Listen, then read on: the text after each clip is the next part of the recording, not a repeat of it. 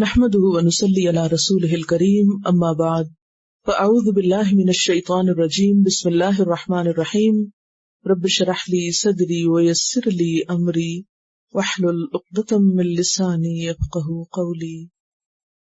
سبق نمبر 205 آیت نمبر 16 سے 30 تک، لیسن نمبر 205 آیت 16 to 30۔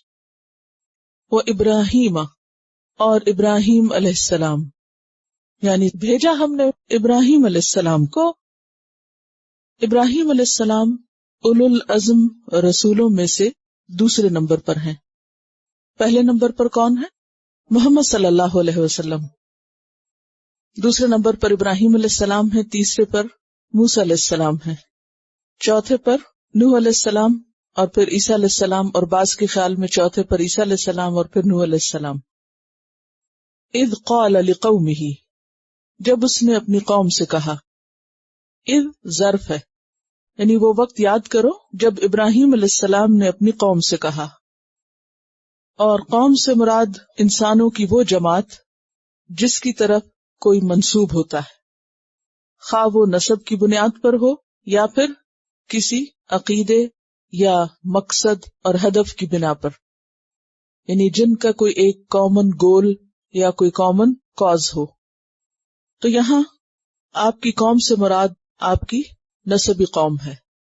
اذ قال لقومہ، جب کہا اس نے اپنی قوم سے، یعنی جو ان کا خاندان اور جس ماحول میں وہ پیدا ہوئے تھے ان لوگوں سے کہا۔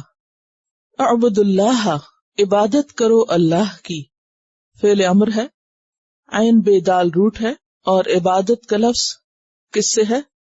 عبد سے۔ اور طریق معبد کس کو کہتے ہیں؟ طریق مذلل، وہ راستہ جس پر خوب چلنے کی وجہ سے وہ ہموار ہو چکا ہو اور دب چکا ہو۔ تو عبادت کہتے ہیں اللہ کے سامنے دبنے کو، بندہ بننے کو، عاجزی اختیار کرنے کو۔ یہ تو ہے لفظی معنی۔ اور اسلامی اصطلاح میں عبادت کا مطلب کیا ہے؟ اللہ کا حکم ماننا، اللہ کی اطاعت کرنا، اور جن باتوں سے اللہ نے روکا ہے ان باتوں سے رک جانا۔ اعبد اللہ، اللہ کی عبادت کرو، یعنی اس کے سامنے عاجزی کا اظہار کرتے ہوئے جو بھی وہ حکم دے اسے مان جاؤ۔ واتقوہ، اور ڈرو اس سے، اس کا تقوی اختیار کرو۔ اور تقوی بھی کس چیز کا نام ہے؟ اللہ کی اطاعت کے ذریعے اور اللہ کی نافرمانی سے بچتے ہوئے برے انجام سے بچنا۔ تقوی کا لفظی معنی کیا ہے؟ بچنا۔ کس طرح بچنا؟ کس سے بچنا؟ جہنم سے بچنا، آخرت کی ناکامی سے بچنا، اللہ کی ناراضگی سے بچنا۔ کس طرح؟ اللہ کی اطاعت کر کے اور ان کاموں سے رک کر جس سے اللہ نے روکا ہے۔ اب اگر دیکھا جائے تو عبادت اور تقوی دونوں ایک ہی طرح کی چیزیں لگ رہے ہیں، کیونکہ عبادت میں بھی اطاعت ہے اور تقوی میں بھی اطاعت ہے۔ لیکن پھر دونوں میں فرق کس چیز کا ہے؟ اگر دونوں آمنے سامنے آئے تو عبادت سے مراد پھر اطاعت ہوگی احکام کی، اور تقوی سے مراد بچنا ہوگا ایسی چیزوں سے جو اللہ کی نافرمانی کا سبب بنے۔ یا پھر ہم کیا کہیں گے کہ ایک دوسرے کی تاکید کے لیے آیا ہے۔ کچھ سمجھ آ کیا کہا؟ یہ سب اڑ گیا میرے سوال سے، ہیں؟ یہ ساری باتیں آپ کو پتا ہے اب، کیونکہ قرآن پاک کے آخری حصے میں آپ داخل ہو رہے ہیں، تو بہتر یہ کہ اب آپ کو ان چیزوں کو سم اپ کرنا آئے اور ایک بہتر طور پر ایکسپریس کرنا بھی آئے کہ عبادت کیا ہے۔ اگر کوئی پوچھے تو بلینک ہو کے نہ دیکھنے لگے کہ پتہ نہیں کیا ہے۔ یا اسی طرح تقوی، تو فوراً عبادت اور تقوی کا لفظ سامنے آئے تو ذہن بالکل واضح ہو، صاف ہو۔ تو ابراہیم علیہ السلام نے اپنی قوم سے کیا کہا کہ لوگوں اللہ کی بات مانو اور ایسے کاموں سے بچو جس سے اللہ تعالیٰ ناراض ہوتے ہیں، تاکہ آخرت کی ناکامی سے بچ سکو۔ ذالکم خیر لکم، یہ بات تمہارے حق میں بہتر ہے، اچھی ہے۔ کس سے؟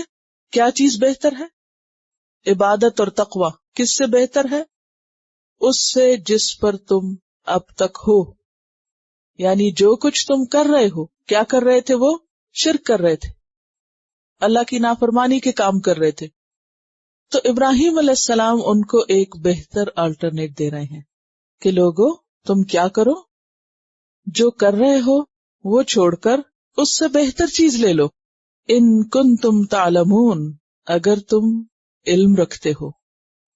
تو اس سے کیا پتہ چلتا ہے کہ عبادت اور تقوی علم کے بغیر ممکن نہیں۔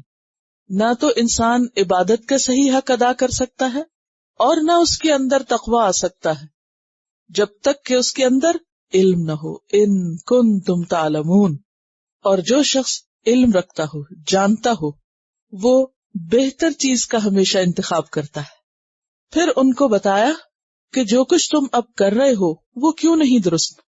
انما تعبدون، بے شک تم تو عبادت کر رہے ہو، من دون اللہ، اللہ کو چھوڑ کر، کن کی؟ اوثانن، بتوں کی، وثن کی جمع ہے جو پتھر یا چونے وغیرہ سے بنے ہوتے ہیں، اور اصنام کس سے بنے ہوتے ہیں؟ دھات سے، اور تمثال کسی بھی چیز سے، یعنی بالکل ہو بہو چیز بنانا، خواہ تصویر میں ہو یا مجسمے میں۔ تو وثن کہتے ہیں ہر وہ چیز جس کی اللہ کے سوا پرستش کی جائے، اور اگر صنم کے مقابلے میں ہو تو پھر باریک سا فرق کیا ہوتا ہے کہ جو پتھر سے بنا ہوتا ہے وہ وثن ہوتا ہے اور صنم دھات سے بنا ہوتا ہے۔ اوثانا وتخلقون افکا، وتخلقون، اور تم پیدا کرتے ہو یعنی گھڑ لیتے ہو، افکن، جھوٹ۔ افک کس کو کہتے ہیں؟ ہر وہ چیز جو اپنی اصل سے پھری ہوئی ہو، ہٹی ہوئی ہو، اور جھوٹ کو بھی افک کیوں کہتے ہیں؟ کیونکہ وہ اپنی اصل کے مطابق نہیں ہوتا۔ ہر وہ چیز جو اپنے اصل رخ سے پھیر دی جائے وہ افک ہوتی۔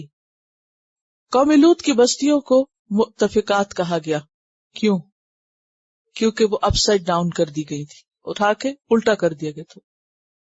اصل حالت کیا ہوتی ہے کہ چھت اوپر اور فرش نیچے، تو مؤتفقہ کیا ہوا؟ فرش اوپر اور چھت نیچے، وہ اصل صورت سے کیا کر دیا گیا؟ موڑ دیا گیا، رخ پھیر دیا گیا۔ اسی طرح مڑتی ہوئی ہواؤں کے لیے بھی یہ لفظ استعمال ہوتا ہے، اور واقع افک کے وقت بھی آپ کو یہ لفظ سمجھایا گیا تھا۔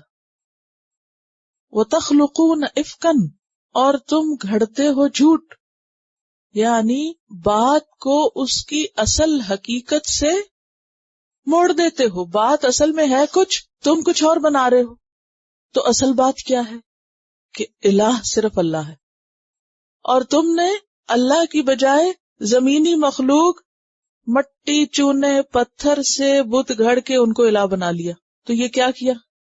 الٹ دیا نا سب کچھ، افک ہے یہ، اور تم نے ان کو الہ سمجھ لیا، اور یہ کہا کہ آخرت میں بھی یہ ہماری سفارش کریں گے۔ تو یہ سب کچھ کیا ہے؟ جھوٹ ہے۔ ان الذین، بے شک وہ ہستیاں، تعبدون، جن کی تم عبادت کرتے ہو، من دون اللہ، اللہ کے سوا، اللہ کو چھوڑ کر تم جن کی بھی عبادت کرتے ہو، لا یملکون لکم رزقا، نہیں وہ مالک ہوتے تمہارے لیے رزق کے۔ کیونکہ یہ بتوں کے پاس کس لیے جاتے تھے؟ دنیا کے فائدے حاصل کرنے کے لیے۔ عام طور پر اگر آپ کسی بھی ایسی عبادت گاہ کی طرف جانے والوں سے ان کے مقاصد پوچھیں، وہ کیوں جاتے ہو، تو کیا بتائیں گے؟ روزگار کے لیے، دنیاوی فائدوں کے لیے، اولاد کے لیے، یعنی دنیاوی مسئلے مسائل کے حل کے لیے۔ اور یاد رکھیے کہ یہ صرف دیگر مذاہب میں ہی نہیں، افسوس یہ کہ ہم مسلمانوں کے اندر بھی یہ بات اچھی طرح راسخ ہو چکی ہے کہ دین کی طرف کیوں آؤ، مسجد کیوں جاؤ، اور اگر مسجد سے کچھ نہ ملے تو مزار پہ چلے جاؤ۔ کس لیے جاتے ہیں لوگ مزاروں پہ؟ ان اوثان کی، وہ بھی تو اوثان ہی ہے نا، کیسے، کس سے بنے ہوئے؟ مٹی اور پتھر سے، جی ہاں۔ تو ان اوثان کے پاس بھی لوگ دنیاوی مطلبوں کے لیے جاتے ہیں، روزگار، اولاد وغیرہ وغیرہ۔ تو ابراہیم علیہ السلام نے ان کو سمجھایا کہ جن کو تم پوچھتے ہو اللہ کو چھوڑ کر، لا یملکون، نہیں وہ مالک ہوتے، لکم تمہارے لیے، رزقن کسی رزق کے، ان کے ہاتھ میں تو کچھ ہے ہی نہیں۔ فابتغوا عند اللہ الرزق، رزق اللہ کے ہاں تلاش کرو۔ فابتغوا کس سے ہے؟ فابتغوا بغش سے، چاہنا، تلاش کرنا، کیونکہ وہ مالک ہے رزق کا۔ یا نہیں؟ بارش وہ برساتا ہے، سورج وہ نکالتا ہے، زمین کو وہ حکم دیتا ہے، زمین کے اندر ساری طاقت اس نے رکھی ہے کہ طرح طرح کے رنگ، ذائقے اور فائدے کی چیزیں پیدا کرو، نکالو اپنے سے۔ اب آپ دیکھیے کہ ابراہیم علیہ السلام کتنے اچھے طریقے سے اپنی قوم کو سمجھاتے ہیں۔ صرف یہ نہیں کہتے کہ یہ نہ کرو، بلکہ یہ بھی بتاتے ہیں کیوں نہ کرو، پھر یہ بھی بتاتے ہیں کیا کرو، کیسے کرو۔ وَاعْبُدُوهُ وَاشْكُرُوا لَهُ، اور اس کی عبادت کرو اور اس کا شکر ادا کرو، اس کا شکر ادا کرو۔ تو عبادت اور شکر ساتھ ساتھ ہے، یعنی اگر تمہیں اپنی دنیا اور آخرت کی ضروریات کے لیے کسی سے رجوع کرنا ہے تو اللہ ہی سے کرو، اور اگر تم چاہتے ہو کہ تمہاری وہ نعمتیں برقرار رہیں تو اس کے لیے شکر ادا کرو۔ نعمتوں کے حصول کے لیے اللہ کا در کھٹکھٹاؤ اور نعمتوں کی بقا کے لیے اس کے شکر گزار بندے بنے رہو۔ تو شکر جو ہے عبادت کا حصہ ہے، اور عبادت اصل میں ہوتی بھی کس لیے ہے؟ شکر کے لیے، ادائیگی شکر کے لیے۔ اس لیے قرآن کا آغاز کس سے ہوتا ہے؟ الحمدللہ سے ہوتا ہے۔ اور یہ ایک حقیقت ہے کہ جس بندے کی نظر اس پر ہو کہ یہ نعمتیں مجھے اللہ نے دی ہیں، تو پھر ہو نہیں سکتا کہ اس کے دل سے شکر کے جذبات اس کی زبان پر ذکر کی صورت میں یا اظہار نعمت کی شکل میں نہ آئیں۔ وَاعْبُدُوهُ وَاشْكُرُوا لَهُ، گویا شکر کے بغیر عبادت مکمل نہیں ہوتی۔ یہاں آپ دیکھیے دین کی وسعت کہ نعمت کی طلب کے لیے ٹھیک ہے، رزق، روزگار، اولاد، ان سب چیزوں کے لیے بھی تم اللہ کا در کھٹکھٹاؤ، لیکن صرف اس لیے نہیں بلکہ جو کچھ اس نے تمہیں اس سے پہلے دے رکھا ہے اس پر بھی شکر ادا کرو۔ الیہ ترجعون، اسی کی طرف تم سب لوٹائے جاؤ گے، تمہاری واپسی اس کی طرف، لہذا واپسی کی تیاری کس طرح کرو؟ عبادت اور شکر کر کے۔ کل بات ہوئی تھی نا کہ آپ کسی کی ملاقات کے لیے جاتے ہیں تو آپ کیا کرتے ہیں؟ تیاری کرتے ہیں، یا کوئی آپ کی ملاقات کے لیے آتا ہے تو آپ کیا کرتے ہیں؟ تیاری کرتے ہیں۔ تو یہاں بار بار یاد دہانی کرائی جا رہی ہے یعنی قرآن مجید میں کہ تمہاری واپسی اس کی طرف، تمہیں ایک دن ملنا ہے اس سے جا کے، تم اس کے سامنے کھڑے ہوگے، کس حال میں کھڑے ہوگے؟ خالی دامن، تہی دامن نہیں، کچھ تیاری کر لو، اور وہ تیاری کیا ہے؟ عبادت اور شکر گزاری۔ الیہ ترجعون، اب اس سے آپ دیکھیے کہ دعوت دین کا کس قدر خوبصورت طریقہ ہے۔ لوگوں کے جذبات، ان کی ضروریات کا بھی لحاظ رکھا گیا، اور پھر مادی چیزوں سے اوپر اٹھا کر شکر گزاری کے جذبات بھی دل میں پیدا کیے گئے۔ الیہ ترجعون، اسی کی طرف تم لوٹائے جاؤ گے۔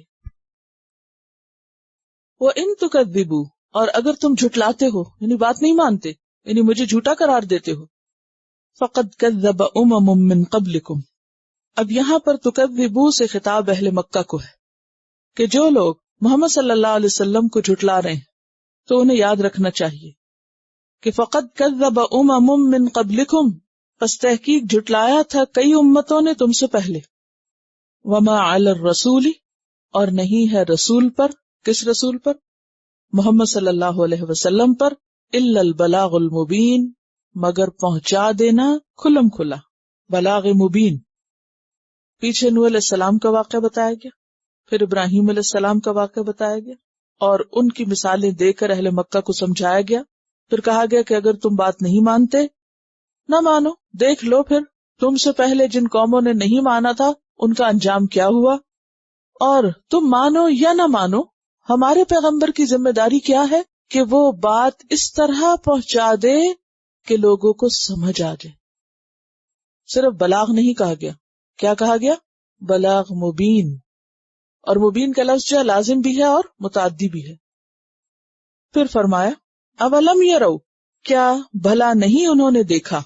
کنہوں نے؟ اہل مکہ کی طرف اشارہ، اور اس کے بعد سب کو ہی خطاب ہے۔ کیا نہیں دیکھا؟ کیفا، کس طرح، یبدئ اللہ الخلق، ابتدا کرتا ہے اللہ خلق کی۔ کیا یہ دیکھتے نہیں؟ اور یہاں دیکھنے سے مراد کیا ہے؟ غور و فکر کرنا. قرآن میں جب بھی آتا ہے الم ترا کیا تم نے دیکھا نہیں، تو اس میں صرف آنکھ سے دیکھنا مراد نہیں ہوتا بلکہ چشم بصیرت سے دیکھنا مراد ہوتا ہے.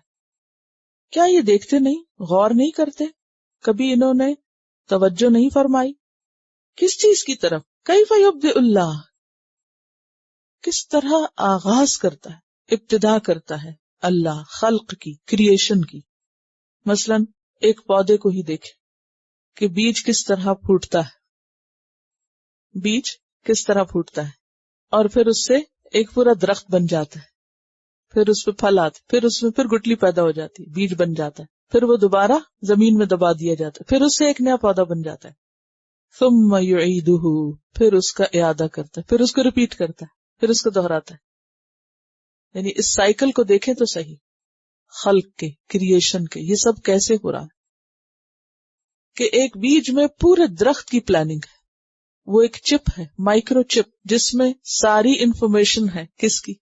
سارے درخت کی، اور اس میں سے کیا کیا کتنے سال تک نکلتا رہے گا، وہ سب کچھ اس کے اندر پروگرامنگ ہے، سب انفارمیشن وہاں پر موجود ہے. کس طرح اللہ تعالیٰ اس کو زمین کے اندھیروں میں نرم کرتا ہے، پھر پھاڑتا ہے، پھر زمین کی قوت، پھر آسمان کی، باہر کی فضا، اندر کی فضا، دونوں مل کر نہ ہی پودا سارا زمین کے اندر اگ سکتا ہے اور نہ ہی سارا باہر اگ سکتا ہے، دونوں کا باہم تعاون ہوتا ہے. اور کس طرح اس کا آغاز ہوتا ہے.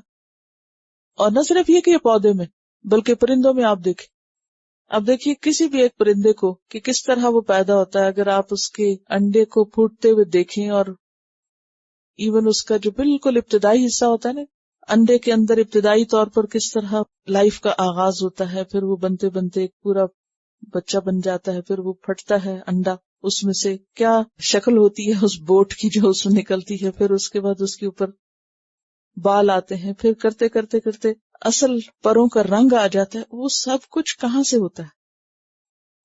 اور پھر وہ پرندہ بڑا ہوتا ہے، پھر آگے وہ اس کی نسل چلتی ہے. تو دنیا میں ہی اللہ نے تمہارے لیے غور و فکر کے بے پناہ مواقع رکھ دیے، آغاز اور اختتام، اور پھر اس کا سائیکل چلتا رہتا ہے. تو یہ ایک جگہ جا کے رک کیوں جائے گا؟ رکے گا نہیں، اس اینڈ سے پھر آغاز ہو جائے گا. جس طرح اللہ دن اور رات کو بدلتا رہتا ہے، جس طرح اللہ تعالیٰ ایک چیز کو پیدا کرتا ہے پھر اسی میں سے دوبارہ خلق نکال دیتا ہے، اسی طرح اس دنیا سے آخرت پیدا ہو جائے گی اور اس مرنے کے بعد تم دوبارہ اٹھ جاؤ گے. کیف یبدئ اللہ الخلق، اور پھر یہ کہ ابھی تو یہ سائیکل چل رہا ہے، لیکن وہ بالکل جو آغاز تھا وہ کیسے ہوا، اس پر غور کرو. ان ذالک علی اللہ یسیر، بے شک یہ سب اللہ پہ بہت آسان ہے. کیا آسان ہے؟ خلق اور اعادہ دونوں آسان ہیں. پہلی تخلیق اور تخلیق ثانی، اور اس کے لیے ابتدا بھی بہت آسان تھی. اب تو ہم کہتے ہیں نا کہ وہ سائیکل چل رہا ہے، لیکن اس سائیکل کا آغاز کہاں سے ہوا تھا، وہ نقطہ آغاز کیا تھا، وہ بھی اس کے لیے کچھ مشکل نہیں تھا. جیسے کہ قرآن پاک میں آتا ہے ان مثل عیسی عند اللہ کمثل آدم خلقہ من تراب. عیسیٰ علیہ السلام کی مثال کیا؟ جیسے آدم کی ہے، اس کو اللہ نے مٹی سے بنایا. اگر آدم کو اللہ تخلیق کر سکتا تو عیسیٰ کو بن باپ کی کیوں نہیں تخلیق کر سکتا؟ اور اس کے کرنے کے لیے کسی بھی کام کو کیا کرنا ہوتا ہے؟ انما امرہ اذا اراد شیئا ان یقول لہ کن. اور دیر کتنی لگتی ہے؟ وما امرنا الا واحدۃ کلمح بالبصر. آنکھ کے جھپکنے سے بھی کم دیر میں، یعنی جتنی دیر میں تم آنکھ جھپکتے ہو اتنی دیر میں اللہ کا حکم وجود میں آ چکا ہوتا ہے. اس کے لیے کچھ مشکل نہیں ہے. تو اس لیے یہاں بھی کیا فرمایا، ان ذالک علی اللہ یسیر، یہ سب کچھ اللہ پر بہت آسان ہے. اور پھر یہاں تخلیق کا آغاز اور اس کی انتہا اور پھر دوبارہ پیدا کرنا، اس کے لیے کہا کہ اگر مزید سمجھنا چاہو تو کیا کرو، قل سیروا فی الارض، سیر کرو زمین میں، چلو پھرو. سیر دو طرح کی ہوتی ہے، ایک ہوتی ہے جسمانی سیر اور ایک ہوتی ہے قلبی سیر. قلبی سیر گھر میں رہ کے بھی ہو سکتی ہے. مثلاً کتاب پڑھ لیں، آپ کتاب پڑھیں گے تو کیا ہوگا، سیر ہی کر رہے ہوں گے نا. تو آپ کا دل دماغ لگے ہوئے ہیں، آپ کوئی ایسی چیز دیکھتے ہیں، کسی لیبارٹری میں کھڑے ہیں تو وہاں بھی آپ سیر ہی کر رہے ہیں. تو سیر کا لفظی معنی اگرچہ چلنا ہوتا ہے، لیکن یہاں چلنے سے مراد صرف گھر سے باہر نکل کے گھوم پھر کے آنا نہیں. وہ تو بہت سے لوگ صبح کی سیر کرتے ہیں لیکن کچھ سیکھے بغیر واپس آتے ہیں, کوئی ایک سبق لیے بغیر. کیوں؟ اس لیے کہ ان کا قلب حاضر ہی نہیں ہوتا, وہ دنیا ہی کے فکروں میں ڈوبا ہوا ہوتا ہے. وہ آنکھیں کھول کے دیکھتے ہی نہیں کہ دائیں بائیں پتے کیسے نکل رہے ہیں, پھول کیسے نکل رہے ہیں, پتوں کے رنگ کیسے بدل رہے ہیں, کتنا سبزہ ہو چکا ہے, کون سے پھول کتنے دن زندہ رہے ہیں, کب ختم ہو گئے ہیں, کون سا کلر کس طرح فیڈ ہوا ہے, اور یہ کون کر رہا ہے اور کیوں کر رہا ہے, کوئی توجہ نہیں دائیں بائیں. تو ایک مومن کے لیے یہ بھی عبادت ہے, یہ بھی سراسر عبادت ہے. یاد رکھیے عبادت دو طرح کی ہوتی ہے, ایک شرعی عبادت ہوتی ہے اور ایک کونی. کونی کیا ہے کہ کائنات میں غور و فکر کے ذریعے اللہ کی معرفت اور اس کی اطاعت کا جذبہ لینا. زمین میں چلو پھرو, مشاہدہ کرو, باہر نکلو یا پھر گھر میں بیٹھ کے کوئی ایسی چیز دیکھ لو, پڑھ لو, غور کرو. فانظروا, پھر دیکھو, اپنے جسم سے اپنی آنکھوں سے پہچاننے کا کام لو. کس چیز کو؟ کیف بدأ الخلق, اس نے خلق کی ابتدا کیسے کی. یہ حکم کس کو دیا گیا ہے لیکن عمل کس نے کیا ہے؟ سوچئے نا ذرا. یہ حکم کس کو دیا گیا تھا کہ زمین میں چلو پھرو, دیکھو, مشرق و مغرب میں گھومو اور خلق کی ابتدا پر غور کرو. کیف بدأ الخلق, ہم نے اس کی صرف تلاوت کی ثواب کے لیے اور عمل نہیں کیا. دوسروں نے اتنا تو عمل کر لیا, اگلی بات نہیں مانی. ثم اللہ ينشئ النشأۃ الآخرہ, پھر اللہ پیدا کرتا ہے پیدائش دوسری.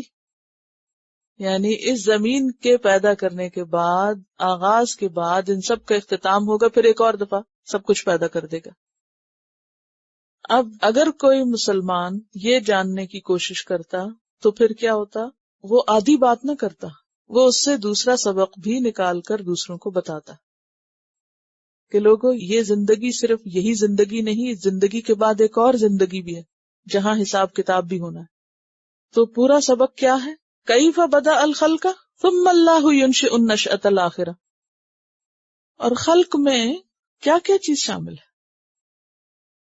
سب کچھ. انسان, حیوان, چرند, پرند, پتنگے, کیڑے مکوڑے, سمندر کی مخلوق, پتھر, نباتات, ستارے, سیارے, یہ سب کچھ اس میں. خلق میں سب اللہ کے سوا ہر چیز خلق ہے. کیف بدأ الخلق. ٹھیک ہے, اگر ہم اس بڑے پیمانے پر اصل نقطے کو نہیں بھی پہنچے تو کم از کم اتنا تو کریں کہ ہر چیز کیسے پیدا ہوتی ہے, اس کا آغاز کیسے ہوتا ہے, اس کو تو جانیں یا نہیں ضرورت. ثم اللہ ينشئ النشأۃ الآخرہ ان اللہ علی کل شیء قدیر.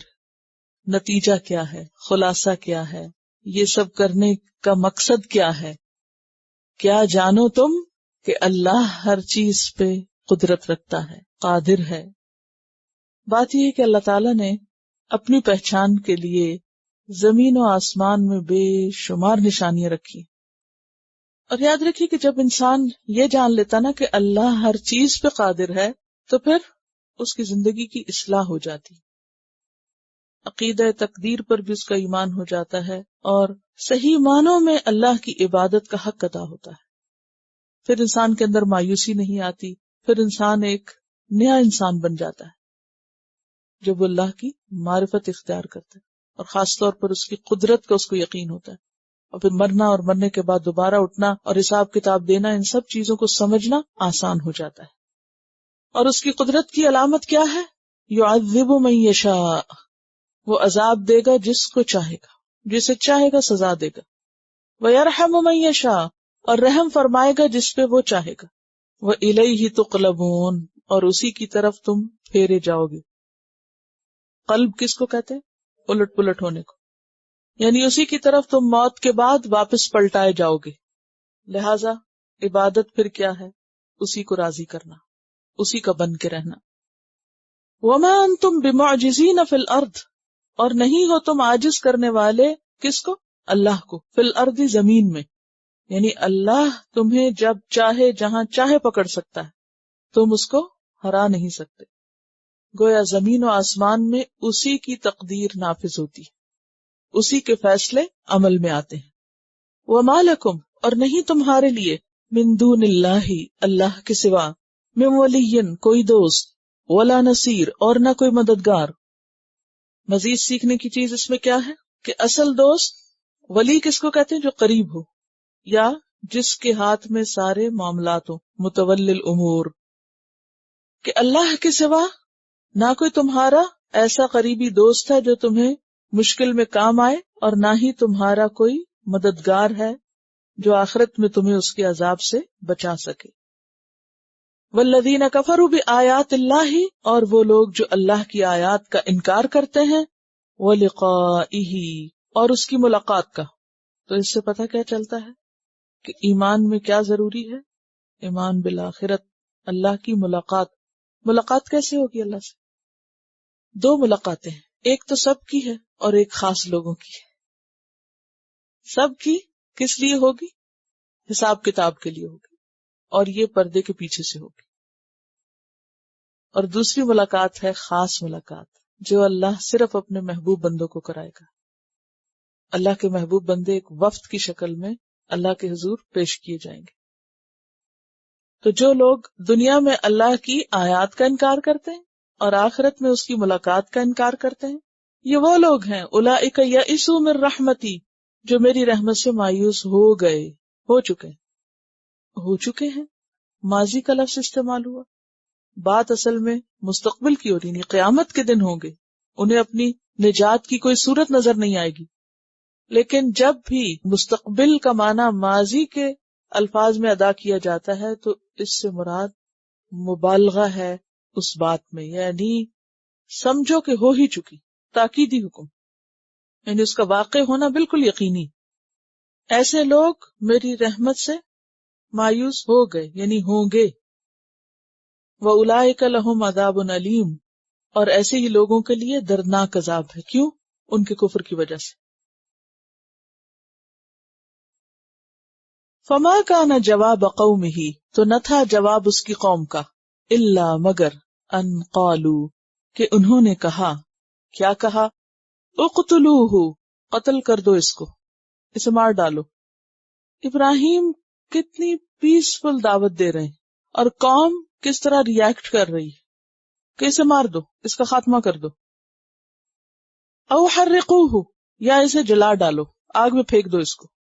فانجاہ اللہ من النار، اللہ نے اس کو بچا لیا آگ سے، جیسے کہ سورۃ صافات میں آتا ہے، قالوا ابنوا لہ بنیانا، کہنے لگے اس کے لیے ایک بٹی بناؤ، یعنی ایک عمارت بناؤ۔ بنیان ہوتا ہے عمارت، بہت بڑا الاؤ تیار کرو۔ فالقوہ فی الجحیم، اس جہنم میں پھینکو اس کو۔ فارادوا بہ کیدا، تو ان سب نے اس کے ساتھ چال چلنا چاہی۔ تو یہاں بھی کیا ہوا کہ جب انہوں نے کہا کہ اسے قتل کر دو یا جلا ڈالو، فانجاہ اللہ من النار، اللہ نے اس کو بچا لیا آگ سے۔ ان فی ذلک لآیات، بے شک اس میں البتہ بہت سی نشانیاں ہیں، آیات ہیں، کس کے لیے؟ لقوم یؤمنون، اس قوم کے لیے جو ایمان رکھتی ہو۔ کس میں نشانیاں ہیں؟ ابراہیم علیہ السلام کے آگ سے بچائے جانے میں، کہ سچائی اپنے آپ کو منوا کے رہتی ہے، اور اگر انسان سچا ہے تو کوئی اس کا کچھ بگاڑ نہیں سکتا۔ وقال، اور کہا ابراہیم علیہ السلام نے، انما اتخذتم من دون اللہ اوثانا، بے شک تم نے بنا رکھا ہے اللہ کو چھوڑ کر بتوں کو، کیا؟ مودۃ بینکم، آپس کی محبت کا ذریعہ، فی الحیات الدنیا، دنیا کی زندگی میں، لیکن یہ صرف دنیا کی حد تک ہے۔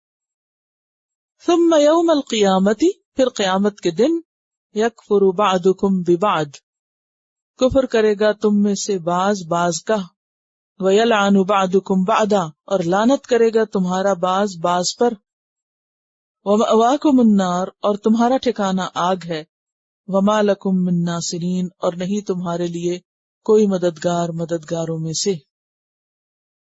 یہاں یہ جو بات کہی گئی کہ تم نے اللہ کے سوا بتوں کو اپنی دوستی اور محبت کا ذریعہ بنا رکھا ہے، تو یہ بات ذرا سمجھنے کی ہے کہ ان کی آپس کی محبت ان کی بت پرستی کا ذریعہ بنی، یا بت پرستی ان کی باہم محبت کا ذریعہ بنی۔ یہ دونوں طرح۔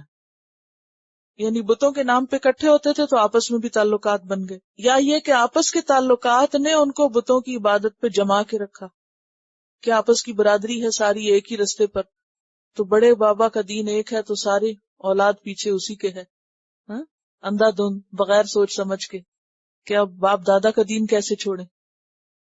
تو دو طرح سے یعنی ایسے کام دو وجوہات کی بنا پر ہوتے ہیں، یا یہ کہ خاندانی یا قومی یا برادری یا رشتہ داری جو ہے وہ لوگوں کو کسی ایک نظریے پہ اکٹھا کر دیتی ہے، اور پھر خاندان سے نکلنے کا ڈر جو ہے یا خاندان کے چھوڑ دیے جانے کا وہ انسان کو صحیح رستہ اختیار نہیں کرنے دیتا کہ میں اب ان کو نہیں چھوڑ سکتا۔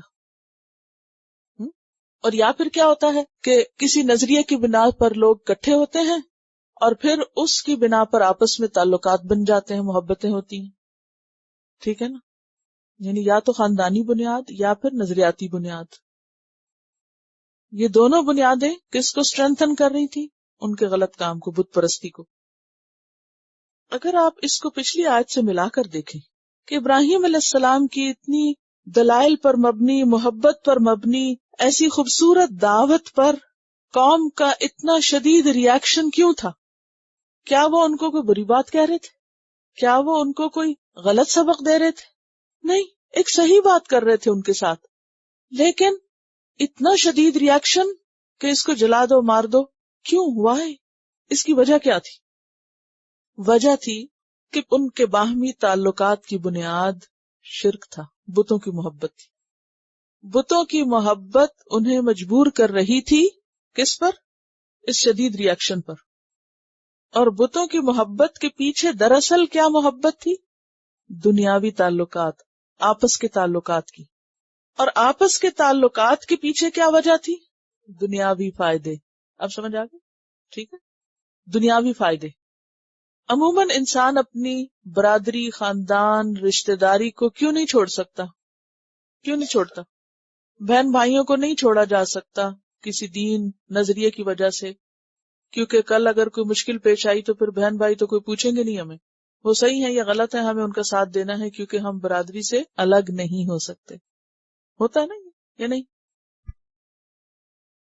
فآمن لہ لوط، تو ایمان لے آئے اس پر لوط علیہ السلام نے ان کی بات مان لی۔ کن کی؟ ابراہیم علیہ السلام کی۔ دیکھیے، ایک ہوتا ہے آمن بی اور ایک ہوتا ہے آمن لی۔ آمن بی ہوتا ہے کسی کی تصدیق کرنا، دل سے ماننا اور مطمئن ہونا، اور آمن لی ہوتا ہے کسی کو مان کر اس کی پیروی بھی کرنا، اس کے پیچھے لگنا، فرما برداری کرنا۔ تو ابراہیم علیہ السلام پر ایمان بھی لائے اور آپ کے ساتھ چل دیے۔ کون؟ لوط علیہ السلام، جو آپ کے بھائی، کن کے بھائی؟ ابراہیم کے بھائی ہاران کے بیٹے تھے، آپ کے بھتیجے تھے۔ وقال، اور کہا، کس نے؟ لوط علیہ السلام نے، انی مہاجر الی ربی، میں اپنے رب کی طرف ہجرت کرنے والا، کیونکہ ہجرت اصل میں وہی ہجرت ہے جو رب کی خاطر کی جائے۔ تو اصل ہجرت جو اللہ کے لیے ہوتی ہے اس میں دنیا کی کوئی غرض شامل نہیں ہوتی۔ وقال انی مہاجر الی ربی، کہ میں اپنے رب کی طرف ہجرت کرنے والا ہوں۔ رب تو کہاں ہوتا ہے؟ اپنے عرش پر ہے۔ تو انہوں نے کیا کہا کہ میں فوت ہونے لگا ہوں؟ یہ گئے کہاں تھے؟ عراق سے نکل کر فلسطین کی طرف گئے تھے، شام کے علاقے میں گئے تھے۔ ابراہیم علیہ السلام تو فلسطین رک گئے اور لوط علیہ السلام فلسطین کے قریب صدوم کے علاقے میں چلے گئے اللہ کے حکم سے۔ مراد اس سے یہ ہے کہ میں اللہ کی خاطر ہجرت کرنے والا ہوں، یعنی فی ربی، رب کی رضا میں، یا جہاں میرا رب مجھے لے جائے۔ جیسے موسیٰ علیہ السلام نکلے تھے تو ان کو کوئی پتہ نہیں تھا کہ کدھر کو جانا ہے، اب کوئی پلاننگ نہیں، نتھنگ۔ عسیٰ ربی ان یہدینی سواء السبیل۔ تو یہاں بھی کیا ہے؟ نکل رہے ہیں لیکن نہیں پتا آگے ٹھکانا کیا ہوگا، کہاں ہوگا۔ انی مہاجر الی ربی، رب پہ توکل کر کے جا رہا ہوں میں۔ کس لیے؟ تاکہ اب دین کی حفاظت ہو سکے۔ عراق کا وہ علاقہ جہاں ان کی بستی تھی، وہاں اب مزید کوئی چانسز نہیں تھے رہنے کے کہ رہ کے وہ اللہ کی عبادت کر سکے، کیونکہ پوری قوم نے ایکا کر لیا کہ اب ان کو ختم کر دیا جائے، لہذا انہیں وہ علاقہ چھوڑنا پڑا۔ تو ہجرت کس کو کہتے ہیں؟ اپنا دین بچانے کے لیے اللہ کی خاطر، صرف اللہ کی خاطر ایک جگہ چھوڑ کر دوسری جگہ منتقل ہو جانا۔ انہ هو العزیز الحکیم، بے شک وہ زبردست ہے، حکمت والا ہے۔ کون؟ اللہ۔ وَوَهَبْنَا لَهُ اسحاق، اور عطا کیا ہم نے اس کو اسحاق، کس کو؟ ابراہیم علیہ السلام، وَيَعْقُوب، اور یعقوب بھی۔ اسحاق اور یعقوب دیے۔ اب یعقوب تو ان کے بیٹے تھے، تو ان کو کیسے دیے؟ بیٹے کا بیٹا بھی، اولاد کی اولاد بھی اپنی ہی اولاد ہوتی ہے، اور اگر اولاد کی اولاد اچھی ہو تو اس کا فائدہ بھی کس کو ہوتا ہے؟ ماں باپ کو بھی، اور ماں باپ کے بھی ماں باپ کو۔ وَوَهَبْنَا لَهُ اسحاق وَيَعْقُوب، اکثر یہ اکٹھا ہی آتا ہے قرآن پاک میں، جہاں اسحاق علیہ السلام کا ذکر آتا ہے ساتھ یعقوب علیہ السلام کا بھی آتا ہے۔ اور ہر جگہ پر یہ نہیں آتا کہ بیٹے کے ساتھ پوتے کا بھی ذکر ہو، باقی لوگوں کے لیے نہیں آتا ہی۔ کیوں؟ کیونکہ یعقوب علیہ السلام کی آگے جو نسل چلی تھی، اور اس میں پھر یوسف علیہ السلام، اور پھر انہی سے آگے سارے پیغمبر آگے چلے نسل، جیسے موسیٰ علیہ السلام بھی انہی کی اولاد میں سے، داؤد علیہ السلام، سلیمان علیہ السلام، اور باقی جتنے بھی بڑے بڑے، حتیٰ کہ عیسیٰ علیہ السلام ماں کی طرف سے بنی اسرائیل ہی میں سے ہیں۔ وَوَهَبْنَا لَهُ إِسْحَاقَ وَيَعْقُوبَ وَجَعَلْنَا فِي ذُرِّيَّتِهِ النُّبُوَّةَ، اور بنایا ہم نے اس کی اولاد میں، ذریہ ویسے تو چھوٹے بچوں کو کہتے ہیں، ذراری سے، ذرے سے، لیکن پھر ساری اولاد کے لیے بھی لفظ آتا ہے۔ بنایا ہم نے اس کی اولاد میں، یعنی رکھی ہم نے اس کی اولاد میں کیا؟ النبوت، نبوت، جیسے پہلے میں نے عرض کیا، والکتاب، اور کتاب۔ بک صرف سنگل معنی میں نہیں ہے بلکہ اسم جنس کے طور پر۔ اسم جنس کیا ہوتا ہے؟ واحد کے لیے بھی آتا ہے اور جمع کے لیے بھی آتا ہے، ٹھیک ہے نا، مذکر مؤنث کے لیے بھی آتا ہے، ٹھیک ہے۔ اب تھوڑا تھوڑا آپ ریلیٹ کرنے لگ گئے چیزیں۔ تو کون کون سی کتابیں ملی تھی آپ کی اولاد کو؟ تورات، زبور، انجیل، فرقان۔ قرآن بھی آپ ہی کی اولاد، یعنی حضرت اسماعیل کی اولاد میں سے خود نبی صلی اللہ علیہ وسلم تک آ کر، تو 4 بڑی کتابیں آپ کے بچوں کو ملی تھی۔ وَجَعَلْنَا فِي ذُرِّيَّتِهِ النُّبُوَّةَ وَالْكِتَابَ وَآتَيْنَاهُ أَجْرَهُ فِي الدُّنْيَا، اور دیا ہم نے اس کو اس کا اجر دنیا میں ہی، دنیا میں بھی ہم نے اس کو اجر دیا، آخرت میں تو ہے ہی۔ وَإِنَّهُ فِي الْآخِرَةِ لَمِنَ الصَّالِحِينَ، اور بے شک وہ آخرت میں البتہ صالحین میں سے ہوں گے، صالحین کے اندر اٹھائے جائیں گے۔ وَإِنَّهُ فِي الْآخِرَةِ لَمِنَ الصَّالِحِينَ۔ اب دیکھیے کہ اللہ تعالیٰ نے نا جنت صالحین کے لیے بنائی ہے۔ جنت کے ایک خاص سٹینڈرڈ کے لوگ ہوں گے، ان کے اخلاق، ان کے معاملات، ان کے چال ڈھال، گفتگو، بات چیت، جو اللہ کو پسند ہے جیسی ہونی چاہیے۔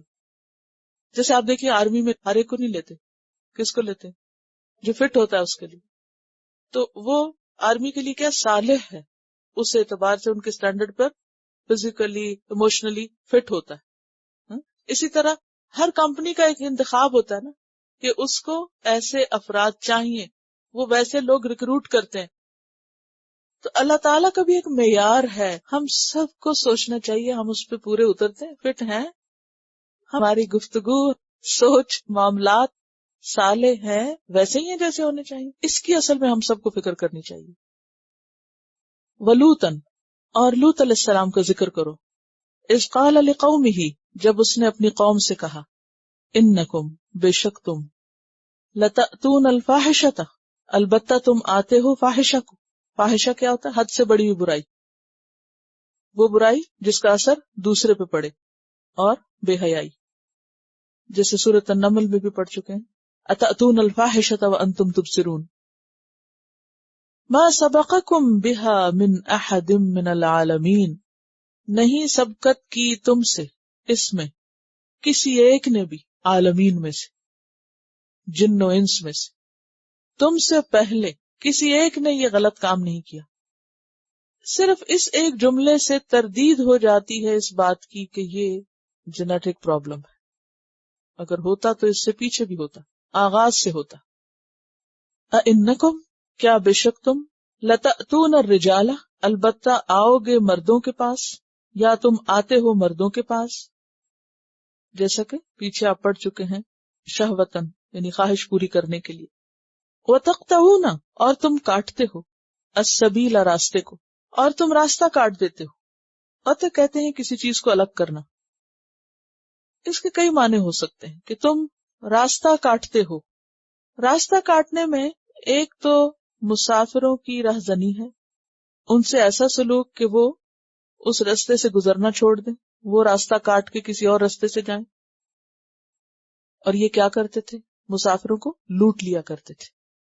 تو آپ نے دیکھا ہوگا کہ جب کوئی ایک راستہ کسی مسافر کے لیے خطرناک ہو جاتا ہے، کوئی ایک روٹ جس پر لوگوں کو پریشانی ہو، تو پھر لوگ کیا کرتے ہیں؟ اس کو چھوڑ کر دوسرا روٹ اختیار کرتے ہیں کہ جو پرامن ہو۔ ایک معنی تو یہی ہے کہ تمہاری بستیوں کے پاس سے، کیونکہ یہ مین شاہراہ پہ تھے نا، مین ہائی وے تھی جس پر ان کی بستی تھی، تو صدیوں سے یہ رستہ تھا، اور ان لوگوں نے لوگوں کا گزرنا محال کر دیا، فساد مچا کے، لوٹ مار کر کے، کہ تم نے راستہ کاٹ دیا لوگوں کا، لوگوں کے لیے راستہ بدامن کر دیا۔ دوسرا معنی سبیل کا سبیل اللہ بھی ہو سکتا ہے کہ تم لوگوں کو اللہ کے راستے سے روکتے ہو۔ کیا کہتے تھے؟ انکم اناس یتطہرون، تم بڑے پاک بنتے ہو، نکالو ان کو اس بستی سے، یہ بڑے پاک دامن ہیں، بڑے نیک بنتے ہیں۔ تو اس طرح وہ لوگوں کو اللہ کے راستے سے روکتے تھے۔ ایک اور معنی یہ ہے کہ تم نسل انسانی کا راستہ منقطع کر رہے ہو، کیونکہ اگر مردوں کے ساتھ ہی تعلق رکھیں گے تو اس سے کیا ہوگا؟ افزائش نسل میں رکاوٹ ہو جائے گی، آبادی کم ہو جائے گی۔ اور ایک اور مطلب یہ بھی ہو سکتا ہے کہ تم ایک فطری راستہ جو بچوں کی پیدائش کے بعد ان کی تربیت کا ہے، جو ماں باپ کے گھر میں ہوتی، اس کو تم مسدود کر رہے ہو، اس راستے کو کاٹ رہے ہو، یعنی فطرت سے ہٹے ہوئے طریقے کو اختیار کر رہے ہو، فطری راستے کو چھوڑ رہے ہو، بیویوں کے حقوق مار رہے ہو۔ دیکھیے کہ جو بھی مرد اپنی بیوی کو چھوڑ کر مردوں سے اپنی خواہش پوری کر لے تو وہ کیا کر رہا ہے؟ فطرت کے راستے کو چھوڑ رہا ہے، اصل راستہ کاٹ رہا ہے۔ ٹھیک ہے، تقطعون السبیل وتأتون فی نادیکم المنکر، اور تم آتے ہو اپنی مجلس میں برائی کے ساتھ۔ منکر کس کو کہتے ہیں؟ خلاف شریعت کام کو، خلاف عقل کام کو، یعنی برائی، بے حیائی۔ وتأتون، اور تم آتے ہو یعنی ارتکاب کرتے ہو۔ آنے کا معنی یہاں کیا ہے؟ ارتکاب کرنا۔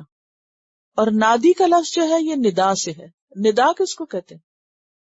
بلند آواز سے کسی کو پکارنا، یا پکار کے لیے بھی لفظ ندا استعمال ہوتا ہے۔ اور ندا جو ہوتا ہے یا ندین جو ہوتا ہے یہ رطوبت یا نمی کو کہتے ہیں۔ تو شبنم کے قطرے جو ہوتے ہیں، ڈیو ڈراپس، ان کو ندا کہتے ہیں۔ اور نادی کہتے ہیں مجلس کو، کلب کو۔ کیوں؟ کیونکہ اس میں ایک شور، ہنگامہ، آپس کی میل ملاقات، آوازوں کا بلند ہونا ہوتا ہے، اس بنا پر بھی نادی کو نادی کہا جاتا ہے۔ پھر نادی ضروری نہیں کہ کسی بلڈنگ میں ہی ہو اس کو نادی کہیں گے، دوستوں کی مجلس کو بھی کہتے ہیں، یاروں کی مجلس۔ جیسے قرآن پاک میں آتا ہے فَلْيَدْعُ نَادِيَهْ، چاہیے کہ اپنے دوستوں کو بلا لے۔ سَنَدْعُ الزَّبَانِيَةَ، ہم بھی اپنے فرشتوں کو بلائیں گے۔ تو نادی کیا ہے پھر؟ صرف کسی جگہ کا نام نہیں ہے، بلکہ مجلس، خواہ وہ کسی خاص ایریے میں ہو یا کہیں راہ سڑک پر بھی بیٹھے ہوئے نادی بنائے ہوئے ہوں۔ اور اسی سے ہے دار الندوہ۔ وہ کیا تھا دار الندوہ، کچھ پتا؟ مکہ میں تھا۔ کس کا تھا وہ؟ مشرکین مکہ کا اسمبلی ہال تھا۔ کس نے بنایا تھا؟ قصی نے، آپ کے ایک بڑے دادا تھے قصی۔ اس نے عربوں کو اور خاص طور پہ مکہ والوں کو جمع کیا تھا، ایک بہت زبردست لیڈر تھے وہ۔ تو قصی جو تھے انہوں نے ان کو اکٹھا کر کے ان کی ایک اسمبلی بنائی تھی اور ان کو جمع کیا تھا۔ تو جس جگہ یہ جمع ہوتے تھے اس کا نام کیا تھا؟ دار الندوہ۔ جب مشرکین مکہ کو آپ کے خلاف کوئی سازشیں کرنی ہوتی تو وہ کہاں جمع ہوتے تھے؟ پارلیمنٹ ہاؤس میں، دار الندوہ میں جمع ہوتے تھے۔ کیونکہ پارلیمنٹ ہاؤس میں بہت آوازیں بلند ہوتی ہیں، کبھی کوئی سیشن دیکھنے کا اتفاق ہوا ہے؟ تو نادی کا لفظ سمجھا رہی ہوں میں کہ اس میں آوازیں بلند ہوتی ہیں، ٹھیک ہے. اور ویسے بھی آپ دیکھیں کہ جہاں دوست احباب اکٹھے بیٹھے ہوں تو پھر شور ہنگامہ تو ہو ہی جاتا ہے. اب یہاں پر یہ جو فرمایا وَتَأْتُونَ فِي نَادِيكُمُ الْمُنْكَرَ، تو اس سے کیا پتہ چلتا ہے کہ وہ اپنے کلبز میں یا دوستوں کی مجلس میں دوسروں کے سامنے کھلم کھلا بے حیائی کے کام کرتے تھے، اوپنلی کرتے تھے. اس سے ایک اور بات بھی پتہ چلتی ہے کہ برائی کرنے کے لیے بھی انسان کو ماحول چاہیے ہوتا ہے، سپورٹ چاہیے ہوتی ہے. عموماً انسان اچھے کام کرنے کے لیے بھی اور برے کام کرنے کے لیے بھی کس کا سہارا لیتا ہے؟ دوستوں کا. دوست یا تو آپ کو ڈبو دیں گے یا آپ کو بچا لیں گے، دونوں میں سے ایک کام ضرور ہوگا. اگر تو دوستی اللہ کی خاطر ہے تو پھر کیا ہوگا؟ بچانے والے دوست ملیں گے. کیونکہ انسان کے لیے بہت سے کام دوستوں کے ساتھ مل کے کرنا بہت آسان ہو جاتے ہیں، خواہ چرخا کاٹنا ہو. شاید آپ میں سے کسی نے سین دیکھا ہو بچپن میں، مجھے دیکھنے کا اتفاق ہوا کہ خواتین ساری رات اکٹھے بیٹھ کے دیے کی روشنی میں کتنا کتنا سوت کاٹ لیتی تھی. پہلے اتنے فیکٹریز نہیں ہوتی تھی کپڑا بننے کی، اور خاص طور پر کچھ کپڑا جو گاؤں کے جلاہے بنتے تھے اس کے لیے سوت کاٹ کر گھروں کی عورتیں دیتی تھی، اور اچھی مشغولیت تھی. ڈپریشن تو نہیں ہوتا تھا نا ان کو. اب جتنی جتنی عورتوں کو فراغت ہوگی اتنی اتنی ڈپریشن بڑھ گئے. تو بوڑھی بوڑھی عورتیں بھی کیا کرتی تھی؟ چرخا کاٹتی رہتی تھی. اب بوڑھی عورتوں کو بس کوئی کام نہیں ہوتا، لہٰذا وہ خالی جگہ خود فل کر لیجیے. جی، مطلب یہ ہے ہم سب کو اپنے بڑھاپے کی بھی مصروفیت سوچنی چاہیے، کیونکہ ورنہ ہم دوسروں کے لیے ایک آزمائش بن جاتے ہیں. جب ذہن کام کرے اور جسم کام نہ کرے اور کوئی مصروفیت نہ ہو تو پھر انسان فرسٹریٹ ہوتا ہے. تو یہ ہمارا جو قدیم لائف سٹائل تھا نا، اس میں لوگ معتدل مزاج اسی وجہ سے تھے کہ ان کے پاس کام ہوتا تھا، وہ کچھ نہ کچھ کرتے رہتے تھے، بوڑھے ہونے پر بھی کچھ نہ کچھ لگے رہتے تھے. اب یہ کہ ہاتھوں کا کام مشینوں نے کرنا شروع کر دیا، انسان فارغ ہو گئے. پہلے میں دیکھتی تھی کہ بڑی عورتیں گھر میں بیٹھ کے سبزی بنا رہی ہیں، کچھ کاٹ رہی ہیں، کچھ یعنی کوئی نہ کوئی شغل ہاتھوں سے کی.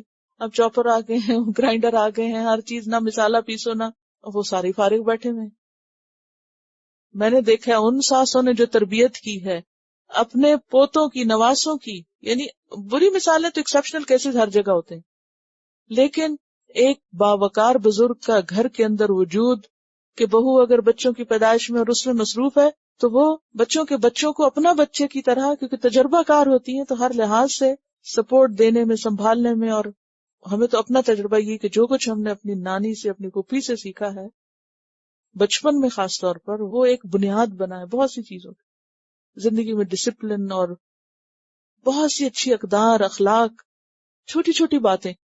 کیونکہ ماں تو مصروف ہوتی ہے نا اس میں اس میں تو، اور ویسے بھی ماں سے پھر شکایت بھی ہوتی ہے، وہ ڈانٹ ڈپٹ بھی کر دیتی ہے، تو پھر انسان کدھر جاتا ہے؟ دادی کی گود میں، پھپھی کی گود میں، اس کے نانی کے پاس. تو وہ کیا ہوتا ہے کہ اگر ان کی تھنکنگ پازیٹو ہو تو وہ ماں کے بارے میں بھی اچھا کر دیتے ہیں اور ساتھ بہترین مربی اور مددگار بھی ہوتے ہیں. اینی ہاؤ، کہنے کا مطلب یہاں یہ ہے کہ انسان دوستوں کی مجلس میں یا اچھا بن جاتا ہے یا برا بن جاتا ہے. جسے حدیث میں بھی آتا ہے کہ انسان اپنے دوست کے دین پر ہوتا ہے، انسان اپنے دوست کے دین پر ہوتا ہے. تو انسان کیا دیکھے کہ کس کو دوست بنا رہا ہے. یعنی دوستی سے پہلے ذرا چھان پٹک لے، یہ نہیں کہ اندھا دھند دوست بنا لے، اور پھر مقصد دوستی بھی ضرور واضح ہو. تو یہ سب کیا کرتے تھے؟ ایک دوسرے کو غلط کاموں میں سپورٹ دیتے، اور پھر چونکہ یہ مردوں سے غلط کام کرتے تھے اور قوم کی اکثریت اسی خرابی کا شکار تھی، لہذا کسی کو کسی سے حیا نہیں تھی. بڑھ چڑھ کے کھلے عام سب کے سامنے یہ فحش حرکتیں کرتے تھے اور اس پر خوش بھی ہوتے. اور نہ صرف یہ کہ یہ برا کام کرتے بلکہ اور بھی کئی گندی ان کی باتوں کا ذکر کتابوں میں ملتا ہے کہ یہ بہت گندی گندی حرکتیں اوپنلی کرتے تھے. تو اس کو منکر کہا گیا. یعنی ہر منکر، ایک تو ہوتا نا کہ انسان کی فطرت میں نا منکر سے نفرت، خلاف عقل، خلاف فطرت باتوں کو انسان کی فطرت ریجیکٹ کرتی ہے، پسند نہیں کرتی. لیکن جب انسان بے حیا ہو جاتا ہے، ڈھیٹ ہو جاتا ہے، تو پھر ان سب چیزوں کو کھلے عام کرنے لگتا ہے. تو اسی کی طرف یہاں اشارہ ہے. تو لوط علیہ السلام نے اپنی قوم کو اس سے روکا. فما كان جواب قومه، تو نہ تھا جواب اس کی قوم کا، الا مگر ان یہ کہ قالو ان سب نے کہا ائتنا بعذاب اللہ، لاؤ اللہ کا عذاب. قوم نے یک زبان ہو کے کیا کہا؟ اللہ کا عذاب لاؤ. کیا مانگا مانگنے والے نے؟ ان کنت من الصادقین، اگر تو سچوں میں سے، اگر تو سچا ہے تو لے آ، ابھی لے آ عذاب. اس پر لوط علیہ السلام بہت پریشان ہوئے. قال رب انصرنی علی القوم المفسدین، قال کہا ربی اے میرے رب، انصرنی تو میری مدد کر، علی خلاف مقابلے میں، القوم المفسدین مفسد قوم کے، کیونکہ یہ مفسد لوگ اگر دنیا میں باقی رہتے ہیں تو کیا ہوگا؟ جیسے سورۃ نوح میں نوح علیہ السلام نے کہا تھا انک ان تذرہم یضلوا عبادک ولا یلدوا الا فاجرا کفارا. یا اللہ اگر یہ باقی رہے تو ان کی نسلوں سے کسی خیر کی توقع نہیں ہے، یہی غلط کام کرتے چلے جائیں گے.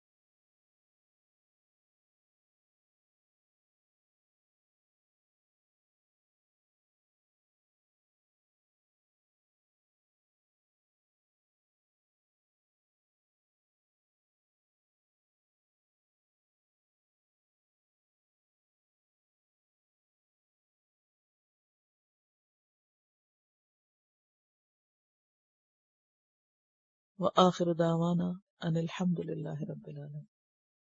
سبحانک اللہم وبحمدک نشہد ان لا الہ الا انت نستغفرک ونتوب الیک. السلام علیکم ورحمۃ اللہ وبرکاتہ. Quran vocabulary 100%. The best application to understand Quran. Study with flashcards. Word list. Learn 25% of Quran vocabulary in 7 days. Multiple MCQs to practice and test vocabulary. Single choice. Multiple choice. True, false. Bookmark difficult words. Study wrongly answer words. Test your skills. 12 essential grammar lessons at Learn Quranic Grammar. You can select number of word to study from bookmarks. Select number of times wrongly answered words for study. Test your skills with multiple choice flashcard, true, false, matching words and single choice MCQs. Grammar lessons are available in PDF format. Native Quranic and Urdu fonts. Available at Google Play and Apple App Stores. Download it today to contribute in the Islamic Apps Development Project. Quran vocabulary 100% in Urdu. Visit smartappsweb.com.